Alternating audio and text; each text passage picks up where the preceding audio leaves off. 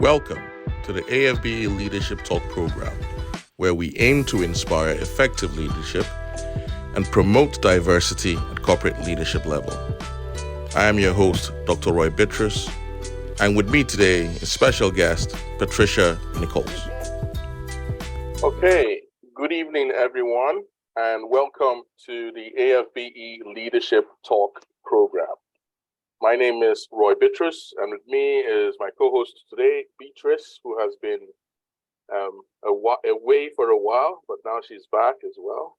And of course, I have Emma here with me as well. And we have our special guest, who I'm excited to introduce tonight, Patricia Nichols. And I'm going to introduce her in a second. But before I do, I want to say thank you to everyone who's been able to make it to tonight's evening talk. We hope that it will fulfill your every expectations. Now, if you have questions or you have something that you want to bring up, please post it in the chat box and my colleagues will be able to bring it up to me straight away or be able to ask Patricia the questions. So, Patricia is a geologist by background, so that's why I think I have a special bond with her, because we're both geologists. She has a passion for business performance and making a positive impact at scale. Her career in the energy sector has spanned over the last 15 years plus, which has enabled her to live and work internationally in a range of technical and leadership roles based in Trinidad and Tobago, Australia, and currently the United Arab Emirates. She's a champion for digitization, simplification, and an early adopter of new technology. She has a 7-year-old son who keeps her very busy on her toes. She loves to travel, and of course, she's a marathon runner, if I believe. Patricia, it's nice to have you here. Oh, Roy, it's an absolute pleasure. Thank you so much for the opportunity to have this conversation and creating this space. You know, it's fantastic work that you guys are doing. So thank you so much for the invitation. So looking forward to the conversation. Thank you very much, Patricia. And it's lovely to have you here. Unfortunately, we've been having a few teething issues with, well, of course, it's what we call it, technology. But I think we're good to go now. So, Patricia, can you tell us a little bit about yourself? Something that we don't know. Well, you've sort of introduced me and said a little bit about me. Something that you don't know. So I guess on this call, I have some people who don't know me, and there will be people on the call who do know me. So I would say I would try and share something that would whet the appetite of both audiences. So I'm from Trinidad and Tobago. That's known. Trinidad and Tobago is an island in the Caribbean, 1.4 million people. And I consider myself an entrepreneur. I think people don't know that about me. Though I work in a multinational organization, I have an entrepreneurial spirit.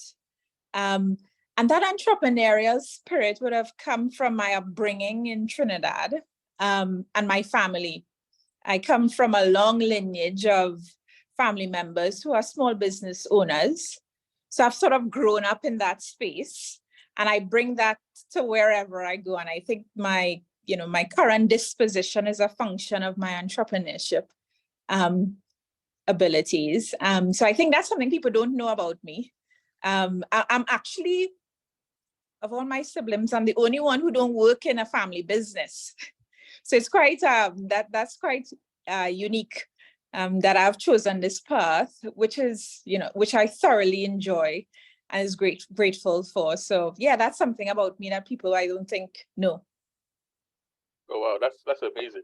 Maybe that actually explains why you always look at things from a business point of view and not just technical or somewhat focused, narrow-minded point of view when you're looking at opportunities. Yeah, for sure.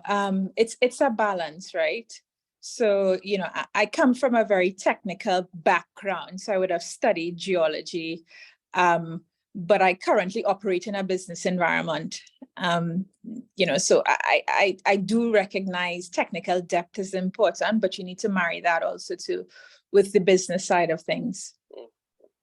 I do like that statement. Technical depth is important, but you also need to marry it with the business side of things. And that's actually what we preach here at the leadership program, which is part of this whole leadership talk series that we host. So give us a little bit intro into your background, from how you've been able to progress from purely technical roles and now into leadership roles that still lends itself to your technical expertise. Yeah, I can probably take a further step back and kind of give you a perspective on how I sort of landed wanting to do a technical study, a technical discipline like geology. So, growing up in Trinidad, Trinidad has a long history of oil and gas developments, and the energy sector is quite significant. It's actually the biggest revenue generator for the country. So I grew up in that environment, and I always had a love for geology and geography. And that sort of piqued my interest to go on to study geology. A pivotal moment in my life was I was selected to represent Trinidad at a convention, a global environmental youth convention 20 years ago. And that was the first time I saw people coming together from a huge range of different backgrounds, cultures, countries. And we all went to University of Lund in Sweden. And that was the first time that I got the exposure of going to university, studying something around the sciences, being intrigued and interested by that. So then, that sort of influenced me going into the sciences. So I studied geology and geography. I earned a bachelor's degree with first class honors in that. And then in my final year of university, I interviewed for internship, and then subsequently I was recruited into BP. That was quite significant in my life, because moving from totally theory, I studied hard rock geology, not petroleum geology. So coming into the organization and into the petroleum, so this was a huge learning curve for me. And then I sort of then navigated into, exploration, development, and then transitioned after around 10 years into my career, decided I sort of wanted to get into more the sort of broadening roles and more sort of leadership type roles. So, the important aspect, I think, is, making sure you have a core technical discipline and you're very good and you're excellent at that. And then sort of looking to broaden with that in your back pocket that you can, depend on. And then you broaden into business roles. My interest in business also piqued my interest to go and study. So I went back to school and I studied at Heriot University, and I got an MBA. So though I'm a geologist by background, and I saw the need to sort of marry both technical and business, I yearned for the for the theory. I love learning. I love education. So I went back to school and earned an MBA, and then returned back to the working world, eager to contribute and to take on more leadership roles. Interesting. What excites me is the fact that you were able to recognize the need for the entrepreneurial or the business side of it. One thing that's key here is we're here to talk about resilience and optimism. And what I want to understand is how you being resilient and optimistic contributes itself to helping in having equity in business, essentially, and how it lends itself to the multiple opportunities that exist within an organization that's for you as an individual.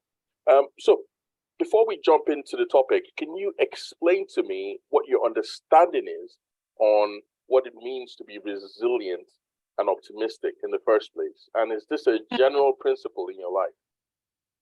Oh yeah, so anyone who knows me will know that I have a very optimistic outlook on life. I tend to see things, the glass half full rather than half empty. I think, that's it's part of my nature. I'm an optimistic person. Also to, when I started off my career as an exploration geologist, you need to be optimistic, right? Because, there's a certain probability that you will be successful in what you're doing. So you need to have a very optimistic outlook on life. And the resilience is despite, I see it as despite, the challenges, you persevere. And there have been, numerous instances throughout my career where I may not have, I perhaps may have interviewed for roles and not landed the role, but that didn't deter me from continuing on. I saw it as that is not in my path. Therefore, I take it as a learning opportunity and I move on. I try to roll with the punches as much as possible. And the other key aspect of my optimism is I start off from a point of we all have good intentions. So the people I interface with, I start off from a position of we all come from a place of good intent. And I think that's really, really important. And I think it's at the core of why I have an optimistic outlook. Indeed, indeed. One would think that, since most of your career has been with BP, and once you're in, having opportunities will be more or less smooth sailing within. But I know from conversations that I've had with you that it hasn't been that way. There have been challenges when you saw opportunities that you thought you could progress into, and you didn't have you weren't given the opportunity to progress into them. And I like what you said. If it's not in your way, or if you don't get it, it means it's not in your path. It's not for you. So how did you manage with essentially, because you've been across, at least from Trinidad and Tobago, all the way up to Australia, and now the UAE. How have you managed these international postings? And were you the one who sought them? Yeah, that's a good question, because I've been with, I've been working in BP for the last 16 plus years. I mean, if I were to ask myself when I joined the organization whether I would be given the opportunity to go on numerous multiple assignments, I would have probably not considered this. But first and foremost, the first international assignment I applied for I was around 10 years into my career. I saw it as necessary to be able to broaden my perspective, take on a challenge. At the same time, I was growing my family. So I had just had my son return from maternity leave and thinking, okay, I'm ready to take on an international role. And I was afforded the opportunity to interview for multiple roles, but I wasn't successful at a number of them. But that didn't deter me from thinking I could land one of these jobs. Again, number one, I am a geologist by background, and I made sure that I did geology very well. My performance spoke for itself. I deliver at a certain standard. There's nothing, I think there's no compromise for hard work, despite, you may not see, someone putting in the time to perfect their trade. I think there's no compromise for hard work. And that is a key aspect to anyone's success. But for me, the first role that I landed was to move to Australia. I very, very, very vividly remember that job interview.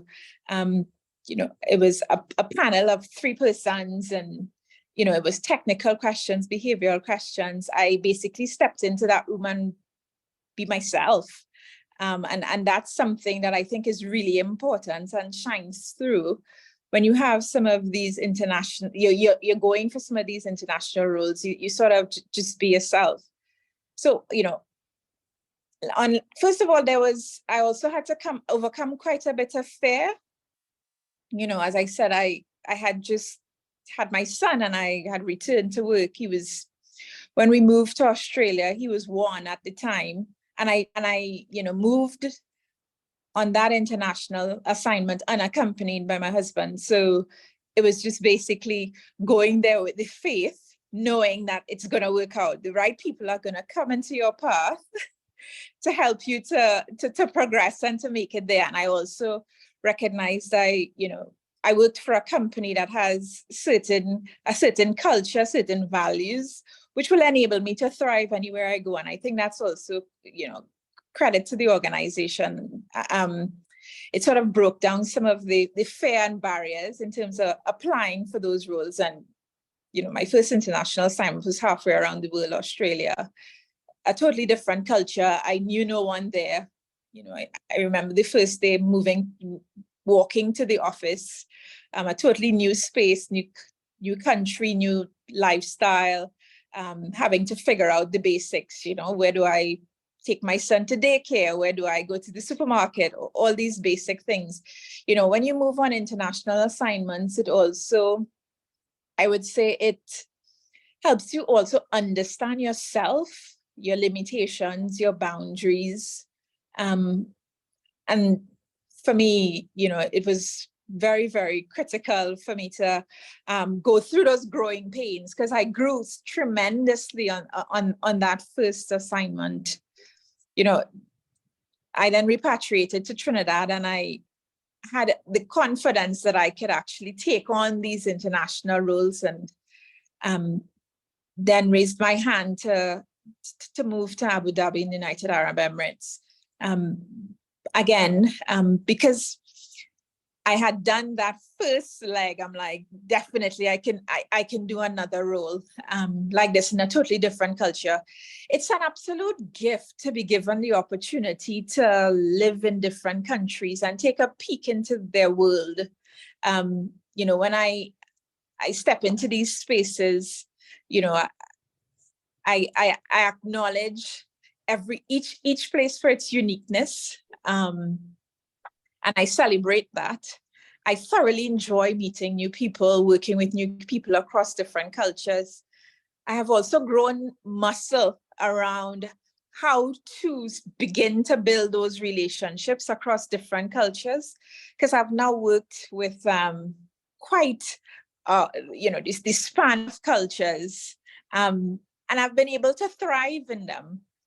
So I think also you begin to understand how to build relationships, how to connect with people, communicate effectively. But as I said, it's an absolute gift to be given the opportunity to immerse yourself into a culture and actually support these, the organizations, the country in terms of developing their resources. So I'm actually quite blessed to have these opportunities. It's amazing. What it seems to me is because you were able to step out of your comfort zone, you were able to build and develop yourself to the point that it became almost second nature for you to do it again. And of course, I'm pretty sure you're looking forward to doing it again beyond Abu Dhabi, UAE, if that's right. So that tells me you've been able to build some form of resilience, stepping into different cultures and working with people from, with different nationalities, different beliefs. How do you handle and manage conflict? How do you prioritize working with people, who are different, essentially? And not just because you're different, but it's just because they've just got different belief systems from you. Yeah, that's a really good question. Again, I position of positive intent. We all want to do a good job. So there's always a reason why, people are the way they are. So I always try to figure, why is this reaction occurring? Why this demeanor? But also the other key thing that I do is listen. I think when you're stepping into these new environments, these new spaces, sometimes we can be quite hasty to, and eager, and rightly so, to want to make suggestions, to want to change things, but it's really important to start off listening. And that's a bit of self-control for me, because I'm also, quite a vocal person, and I love to share ideas. I love to communicate. I love to connect. But that's a muscle that I've grown, and I think it's really, really important when you're stepping into these new roles in different countries, new teams, and also in managing conflict. Listen with the intent of understanding, not with the intent of responding. So I think, being a very good listener.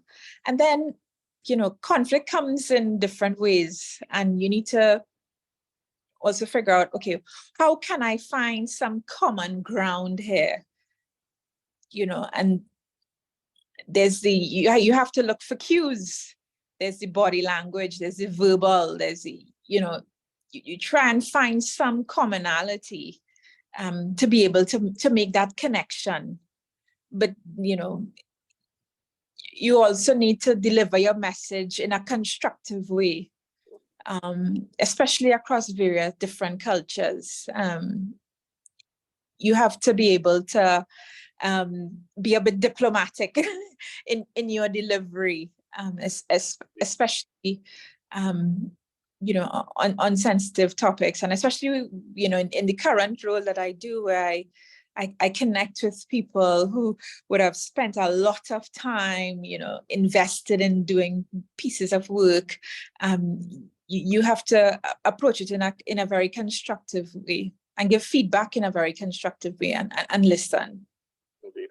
Can I just come in there, Roy? So I was just going to say, just come in there. So from what you mentioned listening as being important. You mentioned trying to understand where the person's coming from, or the people they're working with are coming from, trying to read their body language, so take on exactly what they're saying. We do have a few questions coming into the comments right now. I just wanted to, that's why I wanted to kind of come in.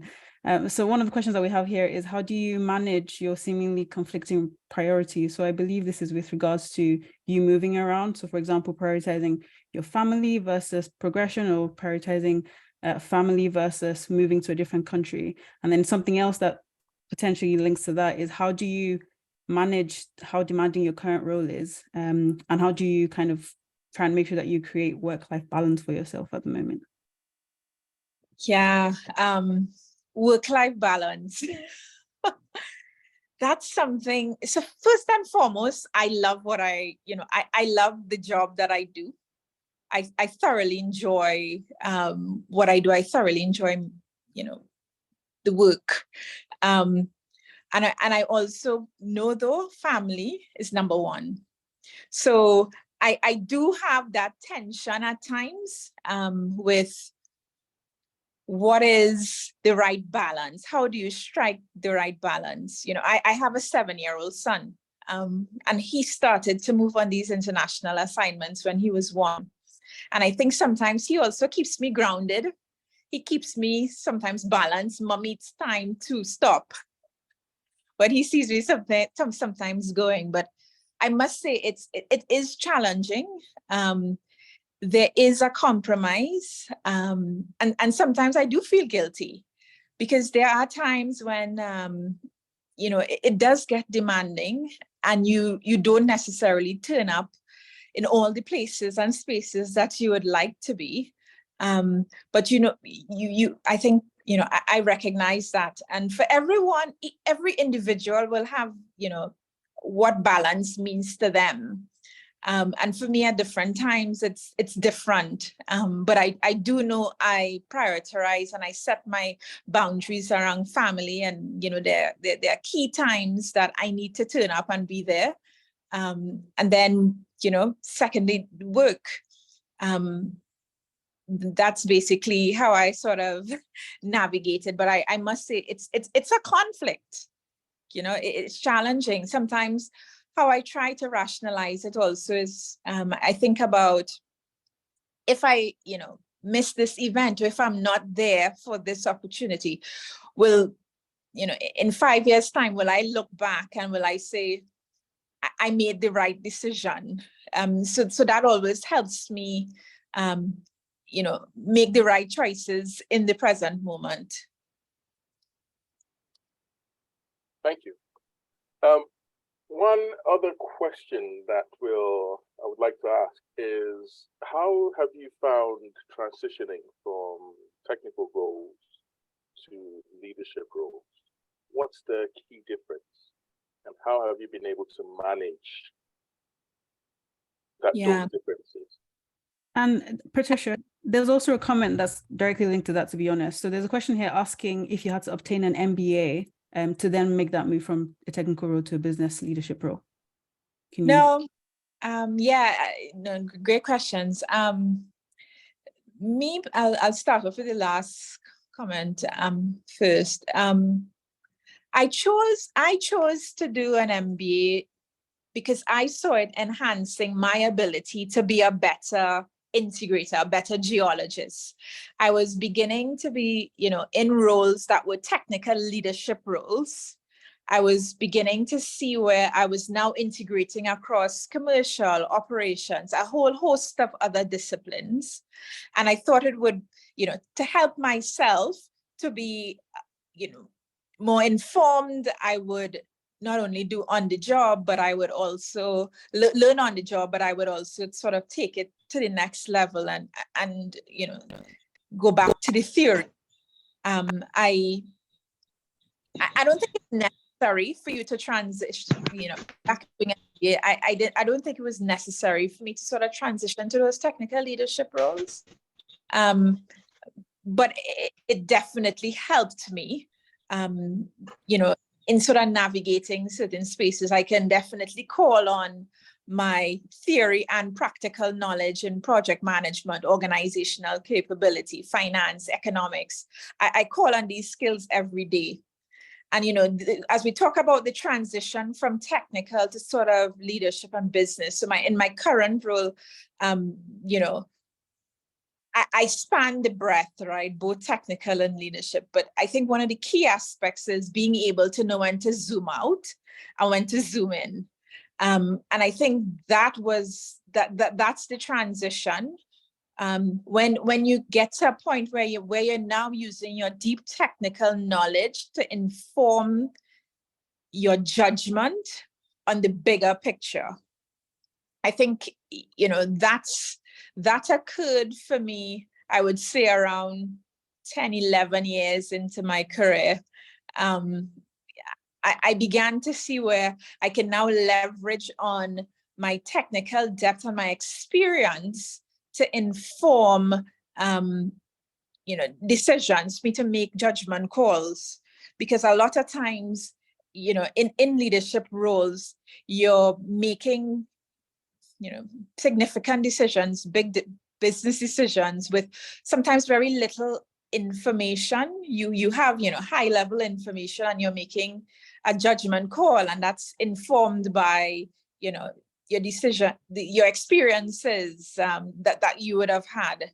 So I think, you know, a big transition is, you know, just taking a step back, big picture thinking, because a lot of times when we come from deep technical roles, we kind of, you know, stay in the weeds, but sometimes you sort of need to take a step back and connect the dots also too. And I think that's what, when you have that sort of business background in addition to technical, you're able to connect the dots a whole lot more effectively. And I think that's one of my core skills. I'm a dot connector across technical and business. So essentially, you've just transitioned that skill into the leadership role. But I like the fact that you can take a step back and think, what's the bigger picture here? Because like you said, with the technical roles, you're very much into, the sorting out things, the very nitty gritty, which sometimes is not necessary or not needed from a leadership perspective, which is very important. We're starting to get a few extra questions as well. Yep. So there's actually a question about bigger picture here from VJ. So there's a question here that asks, what is the UAE currently doing to address the impact of climate change, in your opinion? And as a senior geologist, what are your views on renewable energy? For me, is my perspective on renewable energy. The world needs energy, right? There's now 8 billion people. And if you look at it today, a lot of humankind doesn't have the energy that we need. I do think, though, we also need a mix of energy. So that will encompass the energy of today, which is predominantly fossil fuels, oil and gas. In addition, there definitely needs to be investment in renewable energy resources like solar, like wind, like hydrogen and others. I think they all have a part to play. And I think, the UAE is making huge inroads. The country has ambitions to get to net zero by 2050 or sooner. It's a huge aspirations, and living here, you feel it. You see, a lot of activity, a lot of conversation and a lot of action being taken around getting towards net zero and achieving their sustainability goals and aims. And I think, with these annual COP20, there's a lot of conversation around sustainability, and it's at the forefront, I think, now of the everyday person, right? You're thinking about your environmental footprint. You're thinking about the things that you use, the things that you buy.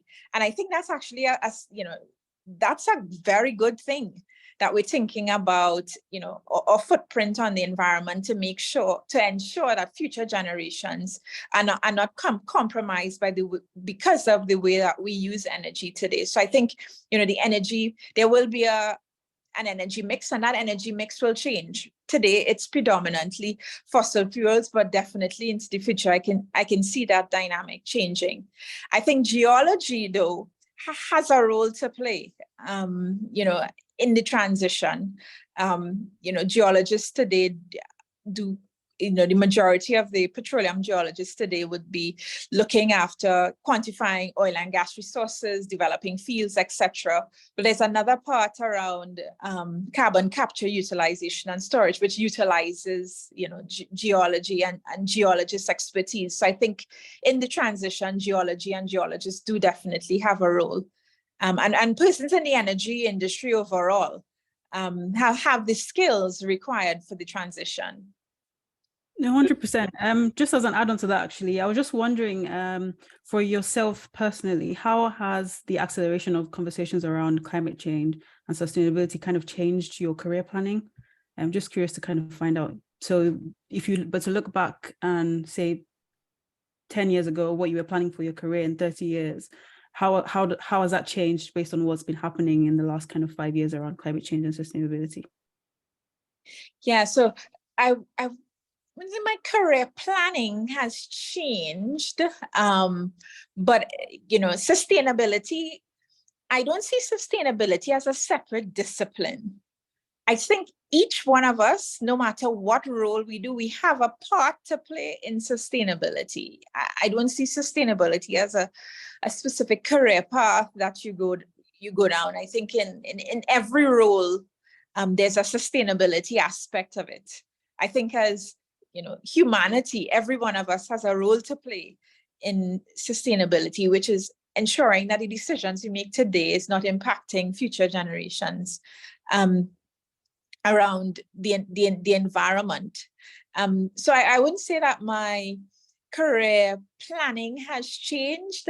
I would say how I do my job and the things that I think about as I execute my job definitely has been impacted. I now think about, GHG emissions, greenhouse gas emissions. I now think about, okay, what can we do to reduce our emissions, and what can we do to make the products that we generate a lot more sustainable, in the subtle ways, even though also my personal energy use, the simple things, the simple life choices. I think about, I put a lot more deliberate decisions into that, but I wouldn't say that my career path has sort of changed. I do see though new careers into the future. So jobs that don't exist today, I think coming out, through progressing all of these sustainability ambitions, you will see new roles and careers coming out that presently don't exist today, definitely. So, the other Patricia, I was going to say, another or more or less add, for geologists, there's still a lot of work to be done in mining. So geologists have a massive role to play in the net zero transition, and especially in renewable energy, because all the batteries that we get is sourced literally by geologists. The metals, Exactly. these precious metals, geologists do the mapping for that. But also too, with mining, we also need to be mindful of our environmental footprint to actually conduct mining activities. We need to, I think that there's also room and opportunity and scope to grow in that space. But I do recognize, geologists don't only specialize in mining or in oil and gas. You have geologists who are looking after, wave action and looking after a whole host of other things, the environmental sciences and others. So, geologists also can pivot to a number of other things that may intrigue them, and also to stay true to your passion. So if you're passionate about something in the sustainability space, go for it. Thank you very much, Patricia. Before we take any more question, I've just realized that we've deviated a little bit from the topic, going into a more, it's all equally important than talking about carbon capture and sustainability. What I want to focus on next few minutes is I want to understand how we get to have some form of business equity by the decisions we take. So being resilient and optimistic and being yourself has helped you to gain some stake in the business and have business equity. First of all, I want you to explain to me what your understanding is of having business equity. And from there, we start to sort of tease out some of the challenges with being able to have business equity, and what can we do to make sure that we're on the right path to gaining some form of equity. Yeah. So I guess also we're talking about resilience and optimism. Also, it's International Women's Day is being celebrated this month. So we're celebrating all of March. Some of the strides and that we've made through the years, and it's an ongoing journey. But for me, equity is about understanding we all start from different places and spaces, and it's giving everyone the opportunity, the resources needed for them to thrive and basically be their best. I think I have seen and I've been quite fortunate. I've seen that play out in a number of ways. From me landing certain roles, I've been given an opportunity to apply and to interview and to, go for different roles. And I think that that's really important. And we need a lot more of it. I've been quite fortunate to be the beneficiary of that. So I know in the workplace, definitely there's strides, but I'm not naive and know that there's a lot of room to grow. And if, for example, someone out there is having challenges with, seeking out opportunities, it's about the resilience, not giving up, not, just keep at it, keep knocking on doors, keep expressing what you want and speak up for, what it is you want. And I think, for me, today the organizations that I interface with, I see, leaders taking this very seriously. I think also too, as we focus on gender, there's a huge amount of growth and progress that has been made on, progressing, recognizing to be able to treat women equally and, well, with equity in the workplace, you need to treat them differently. We go through due to our own nature, we go through different, phases on our lives. We go through, a stage where we may, be in our childbearing years, and we may, be growing our family, and therefore we need certain levels of flexibility if we're to stay in the workplace. And I think definitely we're getting there. Indeed. I think I've been privileged to at least see you once in Abu Dhabi. And one thing I noticed about you is you've been able to attract attention from senior leadership. I think it's not just because of your technical competence, but also because of your business acumen, what you bring to the table. What would be your advice to people on how they can attract some form of attention or interest from senior leadership? Because there's a lot of people within the technical space who are very competent, but maybe have not had the opportunity to attract that level of interest from senior leadership. And that's either because of either geographical locations or one thing or the other, depending on where their offices is. So what would be your advice to people? Yeah, so first and foremost, when I interface with people or leaders, I think about, first of all, I'm myself. I can only be Patricia. So I turn up as my authentic self, and I think that shines through. The other thing is I think about how can I add value? And is it what is our common, what is that common ground? I just don't sort of go approach. I think it would be like, do a bit of research.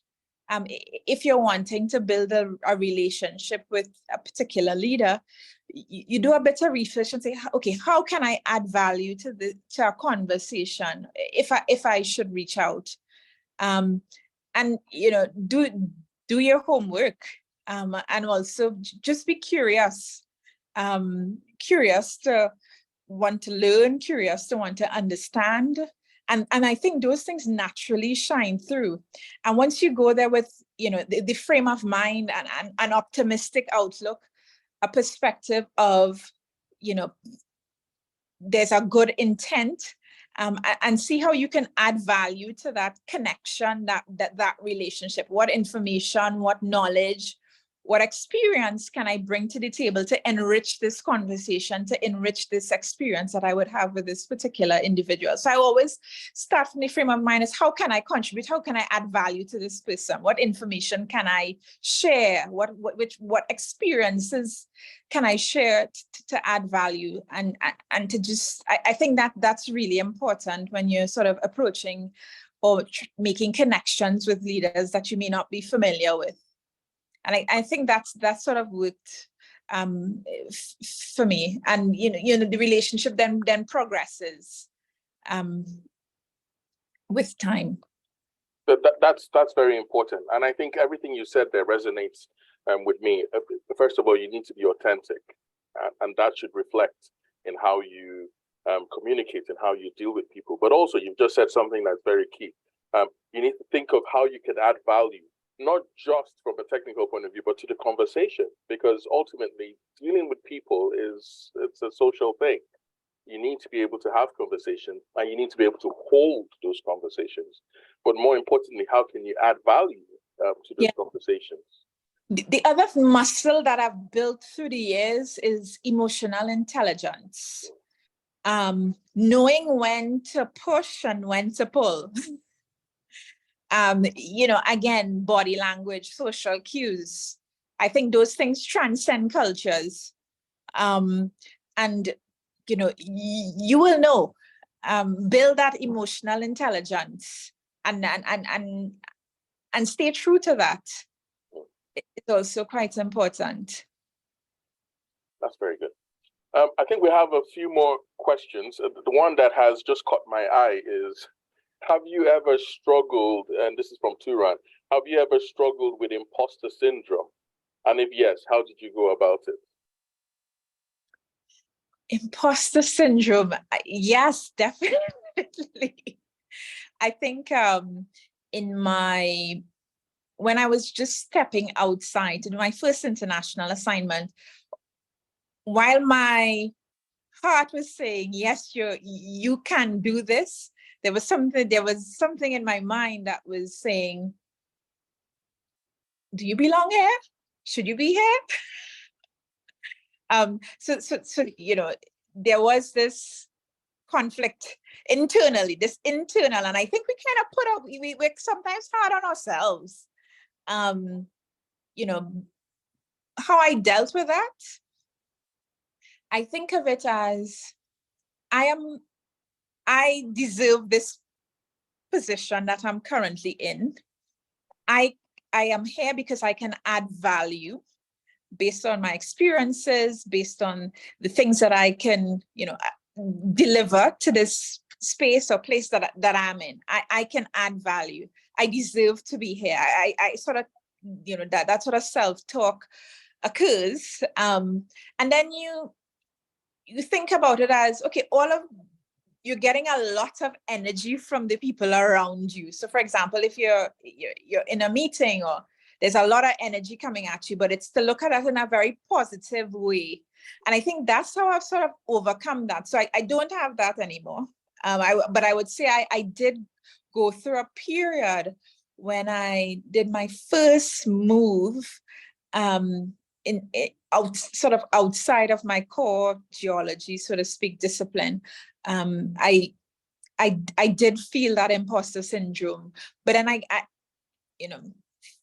talking myself through it, was the key for me. And now I sort of embrace that energy. When I step into spaces, I see it as this energy is coming to me and it's positive. And I want to share, and I see it in a very positive way, and it fuels me actually now. I like the fact that you said when you step into a place, you recognize that there's an energy there and you feel positive towards that energy, which I think is very key. And another thing you said, statements of affirmation to yourself, because that's what helps you, to almost douse out those nye voices that can be very nagging in your head, especially when it has to come or to deal with imposter syndrome. Which quite a lot of people actually deal with on a daily basis. But I guess it's just being able to overcome that and being able to show yourself that you have value to bring. And I think that's the key thing. Beatrice, is there any more? Yes. And the other thing too is it comes with experience, right? So remember I said in my first, my first sort of role stepping outside of my core discipline is when I experienced that.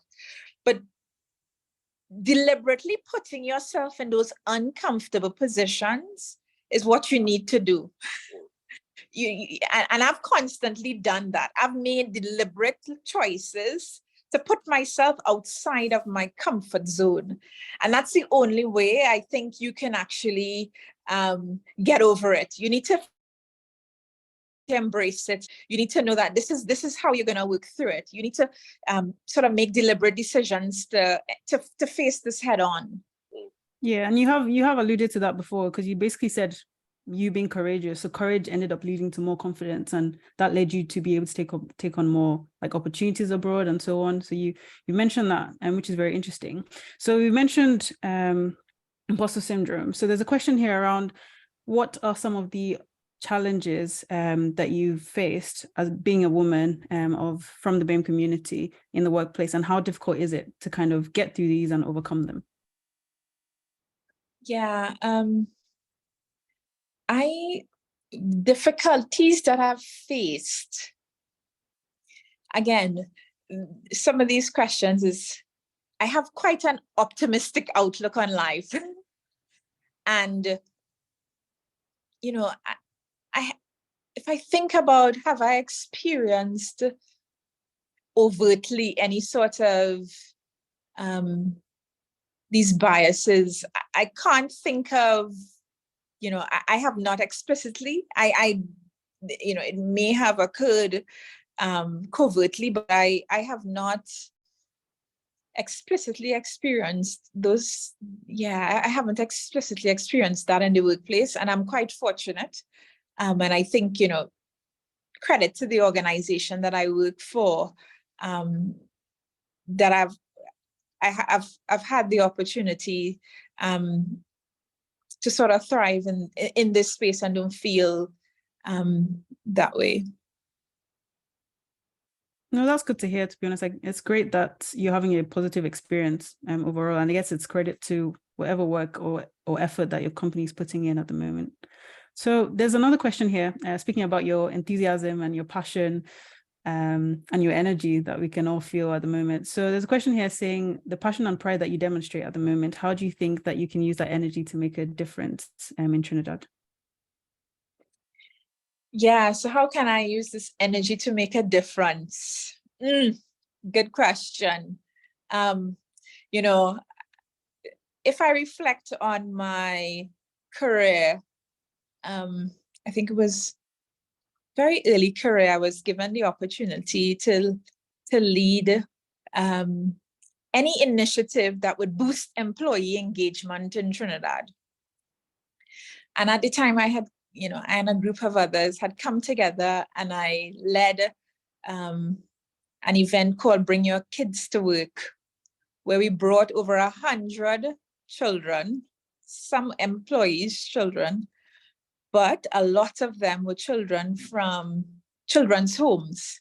So, you know, we were basically having 100 children come to the office and to see what their parents do, see what BP does, get an insight into all the different careers. And actually, that event was so successful that I was awarded a People Leadership and Positive Energy Chairman's Award for that. But that's how I can see my contribution. How can I pull through others in the next generation? You know, I kind of think about those 100 kids that came through the office. Where are they today? You know, that was 10 years. Yeah, 10 years ago, actually, that we had done that. So I think it's, for me, it's how can I pull through others, support others so that they can have as positive or even better experiences than I have. I think that's how I can see myself contributing to Trinidad and to anywhere that I go. Very great. So maybe we'll just have time for one more question, and in fact, I don't think we have time for any one more question. Patricia, what would be your on the Q&A? Sorry? I said it's great to see the enthusiasm with the questions through the Q&A. Yes, there's quite a lot of them, to be honest. And maybe we'll just take one last question. Sure, So sure. this is from Kerenda. She says, critically assess your role and the contribution you make.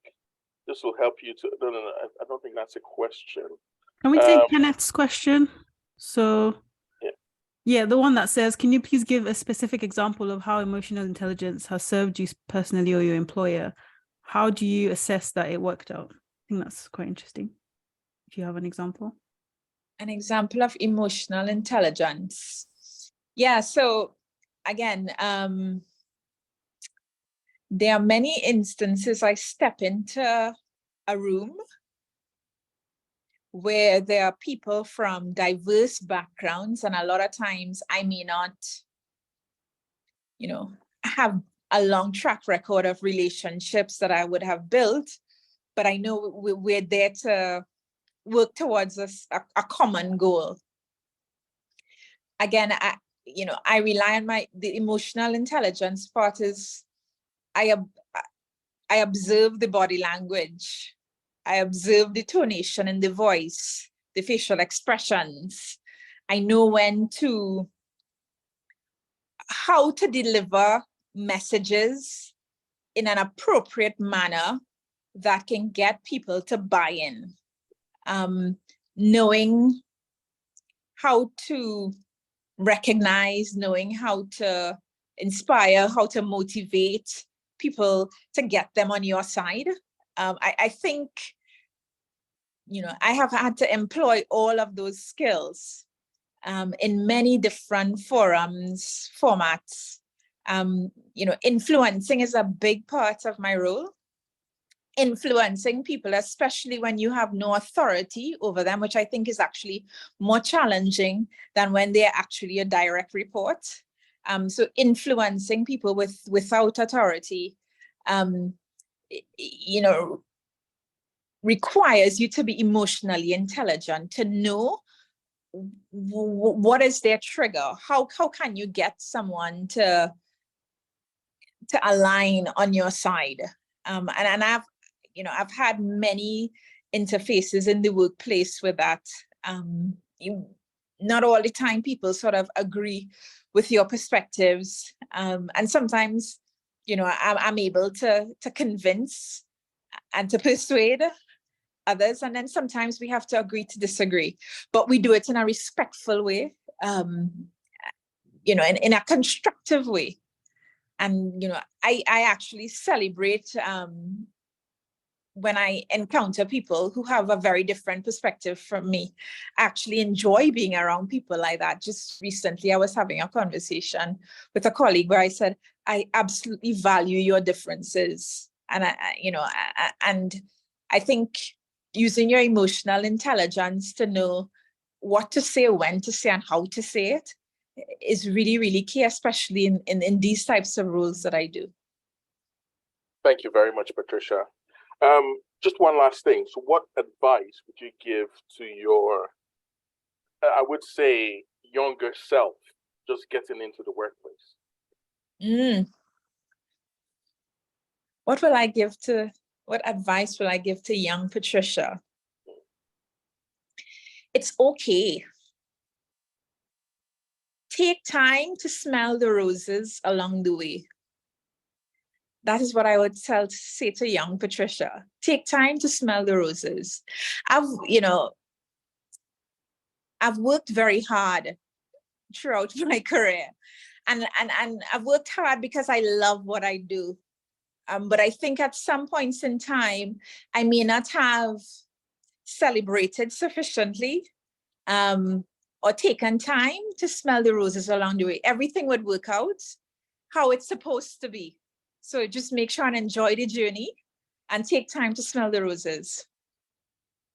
Thank you very much, Patricia. And thank you to everyone who's been able to make it. We value your feedback. Resilience and optimism. This can play a huge and significant role in how you navigate the business world, how you navigate the corporate environment.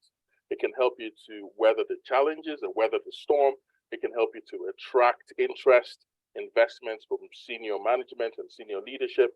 It can help you create an environment where everyone is accepted, and you can actually foster collaboration and innovation. And also it can help you build the right relationships within an organization. Patricia has given us an insight into her career, which is amazing, her international posts, the challenges that she's faced, and of course, her final advice to herself, which means don't work without playing, is what I get from that advice.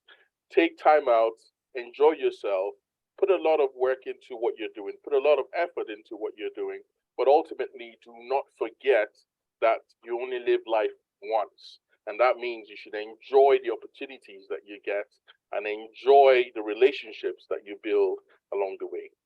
Thank you very much. Our next leadership talk is going to be a very key and critical one. So I'm inviting very senior recruiters who only recruit senior leadership into Fortune 500 organizations. And the title of the talk will be Re-Engineer Your Career. So if you're interested to hear what recruiters have to say about recruiting people of color into senior leadership roles and how to go about it, then I suggest you look out for this space and our next leadership talk, which shall be next month. Thank you to Beatrice, Emma, as always, and to everyone who's taken out time to ask a lot of thought-provoking questions. I want to say thank you. And we hope to see you at the next leadership talk. Again, Patricia, it was amazing having you. It was amazing listening to you and your experiences. Your smile just irradiates all over the place. So I want to say thank you for that positive energy. And thank you to everyone. Have a good night, everyone. Thank you. Roy, the awards, please. Oh, yeah. Yes, before I forget, from my boss, we have the Gala Awards, the AFBE Gala Awards, which happens every 2 years. And this time we're going to be hosting it at the PNJ Live. I think it's on November 23rd. So right now we have the links are posted. Links should be posted on the chat group. Nominations are now open for people to nominate people for awards. But also it's a night where, you know, we're expecting over 500 people. So if you want to travel down to Aberdeen, this is an opportunity for you to take that step and come and see the lovely city of Aberdeen, but also come and partake in our gala night, which promises to be an eventful night. If you haven't been privy to it, I would like you to check on YouTube to see how the past gala events have fared over the past decade. So please be part of this family and say thank you to everyone. Have a lovely night, everyone. Thank you.